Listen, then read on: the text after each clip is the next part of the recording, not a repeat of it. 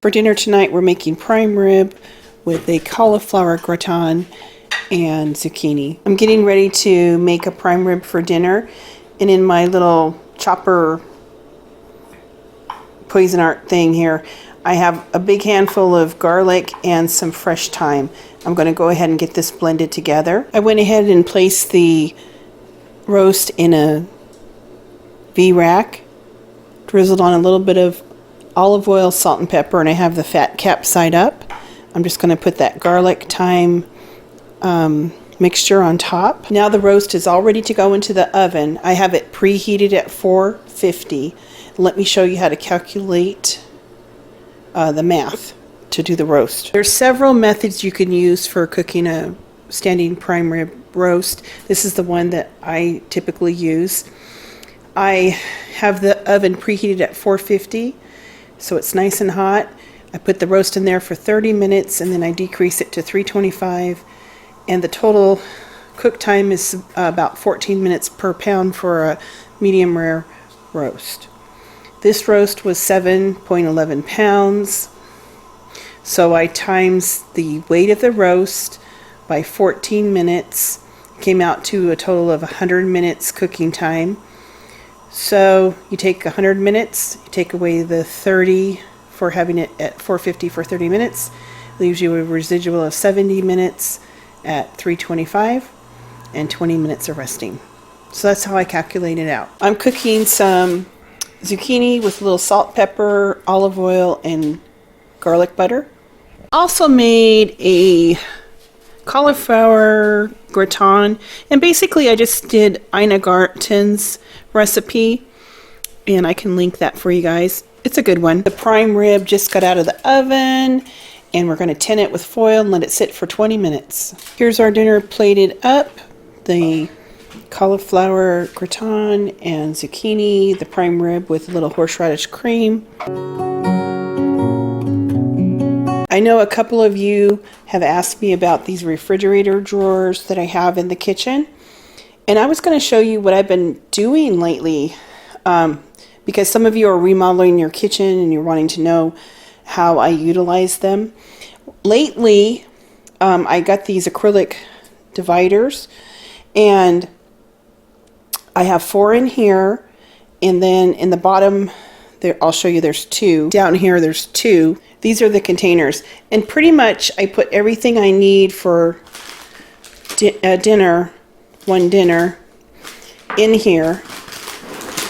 So it just makes it so easy to pull out, have everything I need, get dinner going, and I really like it. Plus, it's separate from the main refrigerator, so I don't have the kids using up something that I thought I was going to use to make dinner. It just avoids all that.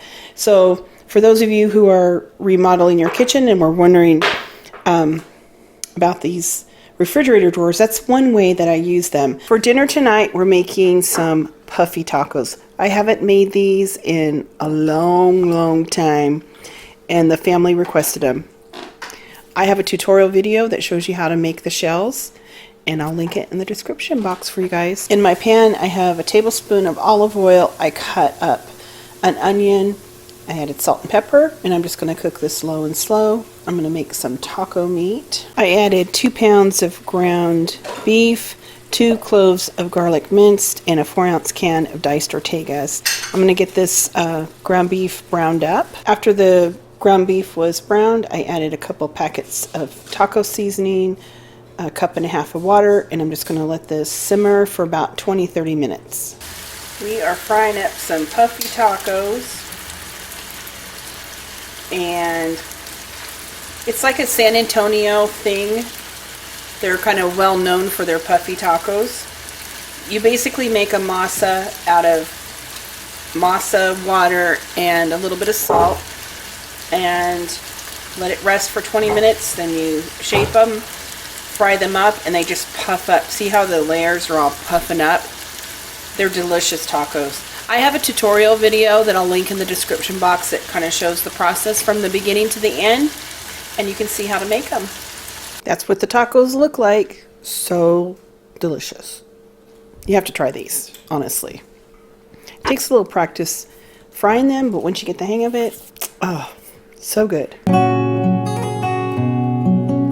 Tonight for dinner, I planned a real easy dinner because I knew we had a lot of errands to run today. So we're having Philly cheesesteak sandwiches. Tonight for dinner, we're making Philly cheesesteak sandwiches. I have the shaved beef, sliced onions, mushroom, and peppers with a little bit of garlic, cooking in one big iron skillet. In the oven, I have some hoagie rolls with that garlic compound butter toasting up. I'm going to put some provolone on that. And that's what they look like. Yum, yum. For dinner tonight, we made some copycat Long John Silver's fried haddock and the chicken planks, my mom's hush puppy recipe coleslaw, and some tartar sauce. And I'll put the recipes down below. Super easy Long John Silver copycat dinner tonight. I didn't even do a cook with me on it because it's pretty simple. All right. For dinner, we're having the penne pasta and garlic bread with a simple salad and Italian dressing. I'm making some penne pasta with the vodka cream sauce. I had a little olive oil in the pan and I sauteed an onion and some garlic with salt and pepper. And then I added some Italian sausage. I took it out of the casing and just browned it up. And then added some Italian seasoning. Now I'm going to add some vodka.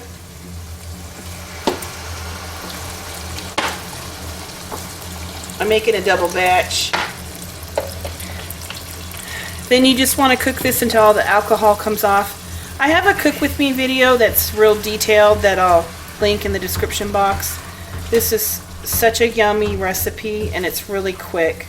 So you just want to deglaze the bottom of the pan. I'm going to let all the alcohol burn off because I don't want to have any of that alcohol flavor. And we're going to add the diced tomatoes and we're going to let this stew for another 20 minutes or so. Next I add heavy cream. I'm going to let this cook for a few minutes. I'm going to drop the pasta now, and when the pasta gets al dente, I'll drain it and then we'll put this together. Finally, just turn off the heat and add the Parmesan cheese. Go ahead and stir. This will help tighten up the sauce. And we're going to get this pasta and sauce married together.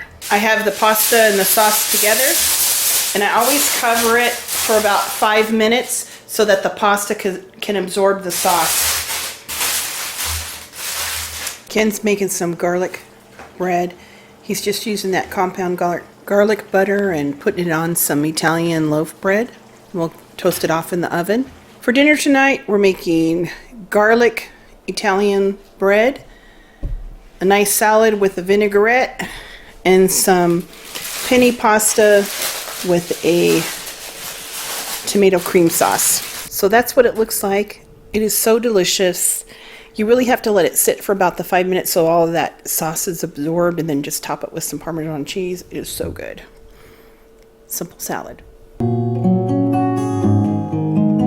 For dinner tonight, we're having some barbecue chicken that Ken smoked on the grill, a corn casserole dish, some coleslaw, and a nice simple salad with ranch dressing. For dinner tonight, we made CPK Copycat BBQ Chicken Pizza out of the leftover chicken from last night's dinner, and it is delish. I'll put the recipe in the description box.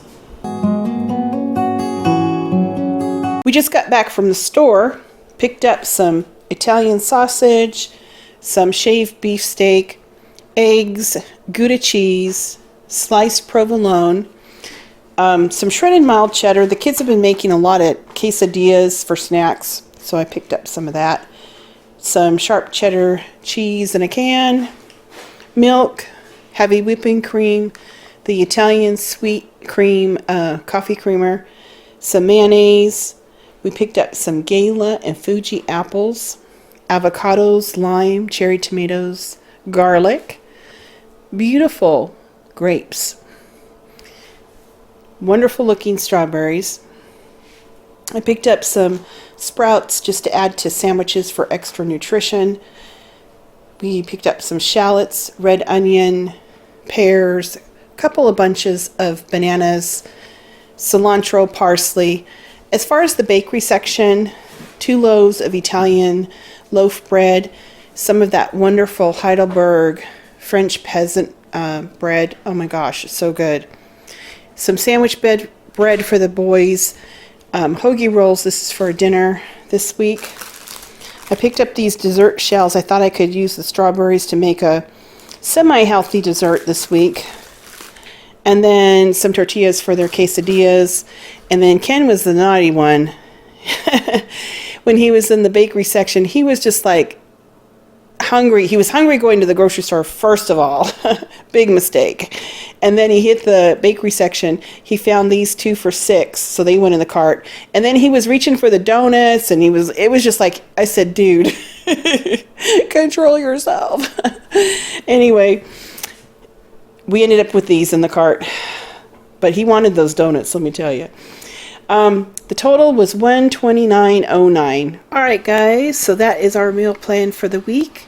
I hope you guys have a great week. Happy meal planning, and until the next video.